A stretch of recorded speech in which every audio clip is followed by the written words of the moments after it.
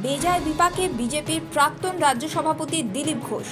আসন্ন লোকসভা নির্বাচনে বর্ধমান দুর্গাপুর কেন্দ্র থেকে বিজেপির হয়ে প্রতিদ্বন্দ্বিতা করছেন তিনি।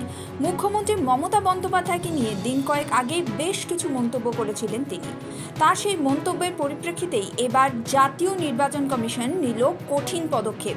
এছাড়াও কংগ্রেস নেত্রী সুপ্রিয়া শ্রীনাথের বিরুদ্ধেও কড়া পদক্ষেপ করেছে কমিশন। দিলীপ ঘোষকে সেন্সর করল জাতীয় নির্বাচন কমিশন। গোটা বিষয়টি চিঠি দিয়ে কমিশনের তরফে বিজেপির সর্বভারতীয় সভাপতি জেপি নাড্ডাকে জানিয়ে দেওয়া হয়েছে। আগামী দিনে যাতে দিলীপ ঘোষ তার এই ধরনের মন্তব্য থেকে বিরত থাকেন সে ব্যাপারে চিঠিতে উল্লেখ করেছে কমিশন। উল্লেখ্য, দিন কয়েক আগেই দিলীপ ঘোষ তৃণমূল সুপ্রিমো মমতা বন্দ্যোপাধ্যায়কে নিয়ে বেশ কিছু আপত্তিকর মন্তব্য করেছিলেন। নির্বাচনী প্রচারে বেরিয়ে তিনি বলেছিলেন, উনি গোয়ায় গিয়ে বলেন আমি গোয়ার মেয়ে, ত্রিপুরায় গিয়ে বলেন আমি ত্রিপুরার মেয়ে। আরে বাপ তো আগে ঠিক করুন, যার তার মেয়ে হওয়া ঠিক নয়। তার এই মন্তব্যে তুমুল সমালোচনা হলে দুঃখ প্রকাশও করেন দিলীপ। দলের তরফে দিলীপ ঘোষকে তার এই মন্তব্যের জন্য শোকজও করা হয়েছিল।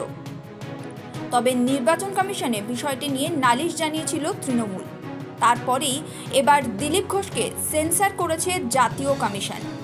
সিঞ্জিনী সরকারের রিপোর্ট, ক্যালকলিং টিভি, কলকাতা।